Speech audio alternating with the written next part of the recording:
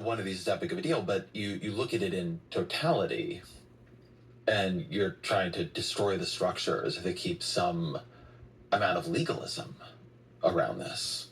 And now you have the construction of these massive new detention centers, which it's worth saying that under US law here, and I think this is still how they describe it, immigration detention is supposed to be non-punitive. You're not being like, sent to prison. Yep. But they're building these things that seem like holes, where it's very hard to get reached by a lawyer. Your family doesn't always know where you are. You get moved around. What do we know about that sort of build up in camps? I mean, on the one hand, it's something that they were very open about. I mean, Stephen Miller talked about opening tent prisons along the border, just huddling people in them. It is terrifying to me. It's not even just terrifying that they're doing it. What's terrifying to me is the rush to sort of to be on the cutting edge of this, right? To show your fealty and loyalty to this administration. It's things like, in Indiana, the lieutenant governor, giddily announced the opening of a detention center there that they would call the Speedway Slammer, right? Because where the Indy 500 is going to be in Speedway near the Indy 500. The governor of, I believe it was Nebraska, just announced the Cornhusker Clink, right? So we're coming up with these cute alliterative names, right? So that we can, sell merchandise. I mean, it's got this just... this is all coming from Alligator Alcatraz, I assume. Right. We've memified fascism. Yeah. You can say fascism always memified itself. Yeah. It's created a kind of exulting in not just cruelty, but a gleeful obliteration of any kind of process or sense of restraint or sense that maybe we need to do these policies, but we do them with a heavy heart, or we can make mistakes, so we need to make sure that those mistakes can be easily corrected and people can talk to lawyers. You come out of as I understand, like the libertarian movement. This was not like a crazily left-coded set of ideas. In fact, like I remember, not that long ago, how much the attack on the left was there's not enough due process when you're getting canceled by the woke mob, right? Not enough due process in universities.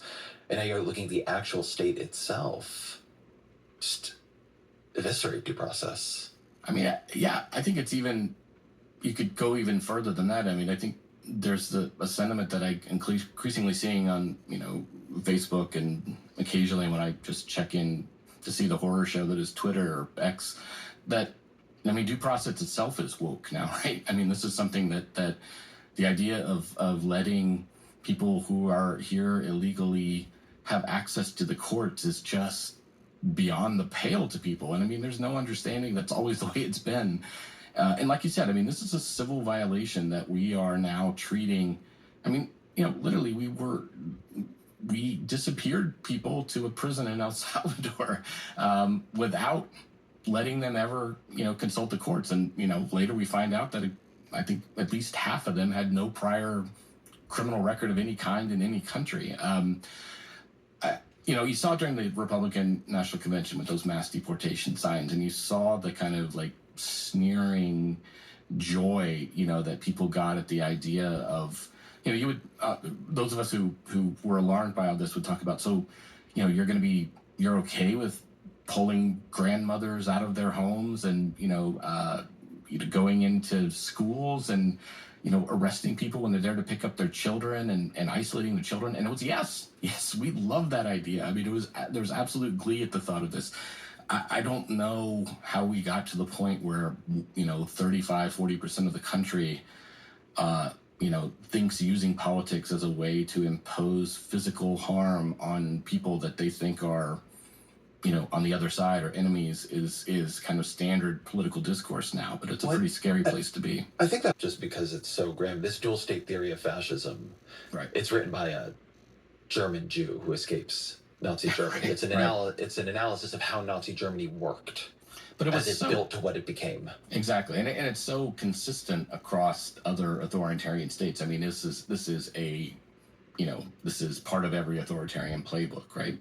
One of the really damaging things I think that came out of U.S. v. Trump, which was the decision that sort of gave Trump this broad, wide-ranging immunity is that there's no downside for Trump to trying to do these really extreme extra constitutional things, right? There's no punishment if he goes too far. At the worst, what happens is maybe 3 or 4 years down the road, a high-ranking federal court tells him he can't do that anymore. But in the meantime, he gets to do it for the most part. I mean, there have been a few injunctions, but they tend not to last.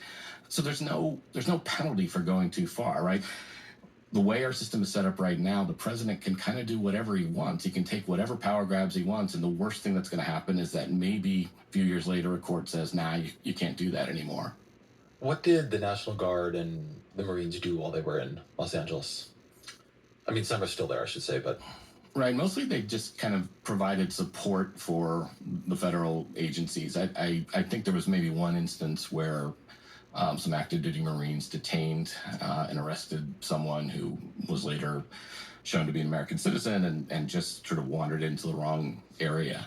I don't think that, if I recall correctly, I don't remember seeing many incidents where either National Guard or Marines were actively using force or making arrests. what then happened in MacArthur Park?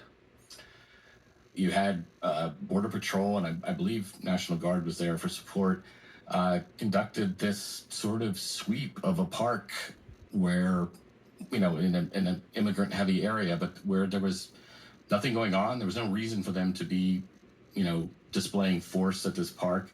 But yeah, they kind of marched through the park. The entire exercise was a demonstration of force. It was, we're going to create these images showing the community how powerful we are.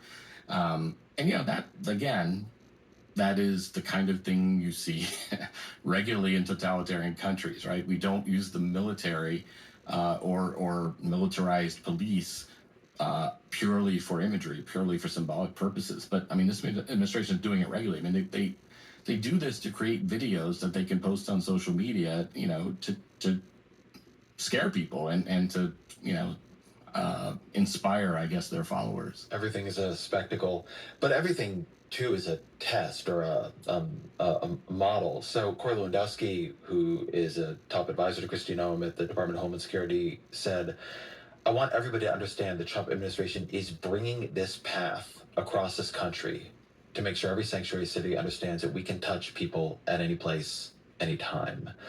Then there was an internal Department of Homeland Security memo that was written by Pete Hegseth's brother, who for some reason has become a significant hired only on merit, of course. Hired only on merit, yes, the best people.